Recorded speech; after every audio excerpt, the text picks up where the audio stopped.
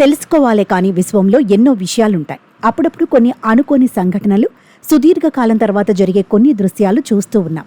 అయితే తాజాగా ఖగోళ ప్రియులకు గుడ్ న్యూస్ అందింది. మార్చి నెలలోనే 2 గ్రహణాలు ఏర్పడబోతున్నాయి. ఈ నెల 18వ తేదీన చంద్రగ్రహణం ఏర్పడుతుంది. అలాగే ఆ తర్వాత మార్చి 29వ తేదీన పాక్షిక సూర్యగ్రహణం దర్శనం ఇవ్వనుంది. వాస్తవానికి ఈ ఏడాది 2 సూర్య 2 చంద్రగ్రహణాలు ఏర్పడనున్నాయి. కాగా ఈ నెలలో ఏర్పడబోయే సూర్యగ్రహణం, చంద్రగ్రహణాలు భారత్లో కనిపిస్తాయా అనే చర్చ కొనసాగుతోంది. సూర్యుడి కాంతి భూమిని చేరుకోకుండా చంద్రుడు పూర్తిగా అడ్డుగా ఉన్నప్పుడు సూర్యగ్రహణం ఏర్పడుతుంది. ఈ సందర్భాన్ని సంపూర్ణ సూర్యగ్రహణంగా చెబుతుంటారు. సూర్యుడు భూమికి మధ్య పాక్షికంగా చంద్రుడు అడ్డుగా వస్తే దాన్ని పాక్షిక సూర్యగ్రహణంగా పిలుస్తారు. అలాగే భూమి చంద్రుడిని పూర్తిగా కమ్మేస్తే సంపూర్ణ చంద్రగ్రహణంగా పేర్కొంటారు. చంద్రుడిలో కొంత భాగం భూమి నీడలో కనిపించకుండా పోతే పాక్షిక చంద్రగ్రహణంగా చెప్తారు.